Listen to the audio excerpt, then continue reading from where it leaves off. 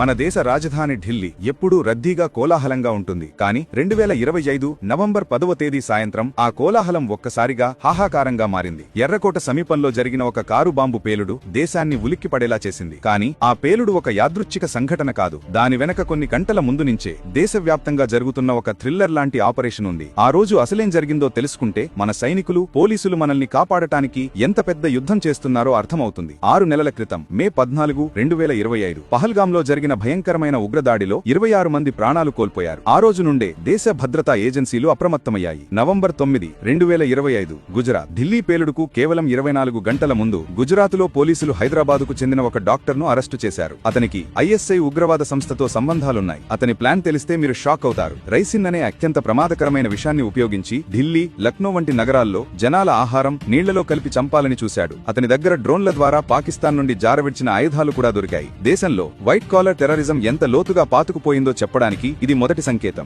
November 10, 2025 ఉదయం లక్నో 15 రోజులుగా సాగుతున్న ఒక రహస్య ఆపరేషన్ క్లైమాక్స్ కు చేరుకుంది. జైష్ ఏ మొహమ్మద్ ఉగ్రవాద సంస్థకు చెందిన ఒక పెద్ద నెట్వర్క్ ను పోలీసులు టార్గెట్ చేశారు. అందులో భాగంగా లక్నోలో డాక్టర్ షహీన్ అనే ఒక మహిళా డాక్టర్ ను అరెస్ట్ చేశారు. ఆమె కారులో AK-47 రైఫిల్ దొరికింది. నవంబర్ 10, 2025 మధ్యాహ్నం ఫరీదాబాద్ అదే ఆపరేషన్ లో భాగంగా ఢిల్లీకి సమీపంలో ఉన్న ఫరీదాబాద్ లో పోలీసులు మరో డాక్టర్ గనయ్ ఇంటిపై దాడి చేశారు. అక్కడ వాళ్లకి దిమ్మ తిరిగేంత పెద్ద ఎత్తున పేలుడు పదార్థాలు దొరికాయి. 1 కాదు, 2 కాదు, ఏకంగా 2900 కిలోల అమ్మోనియం నైట్రేట్. ఆ నెట్వర్క్ కు చెందిన 8 మందిని అరెస్టు చేశారు. నవంబర్ 10, 2025 సాయంత్రం 7 ఢిల్లీ ఫరీదాబాద్ లో తమ వాళ్లు అందరూ అరెస్ట్ అయ్యారన్న వార్త ఢిల్లీలో కారులు తిరుగుతున్న మరో డాక్టర్ మొహమ్మద్ ఉమర్ కు చేరింది. అతను కూడా ఇదే టెర్రర్ ముఠాకు చెందినవాడు. అతని కారు నిండా పేలుడు పదార్థాలు ఉన్నాయి. తన నెట్వర్క్ మొత్తం పట్టుబడటంతో అతనికి ఏం చేయాలో పాలపోలేదు. భయంతో, ఆందోళనతో, బహుశా పోలీసుల నుండి తప్పించుకునే ప్రయత్నంలో లేదా టార్గెట్ కు ముందే పేల్చేయాలనే కంగారులో ఎర్రకోట సమీపంలోని రద్దీ ప్రాంతంలో ఆ కారు పేలిపోయింది. చూశారా,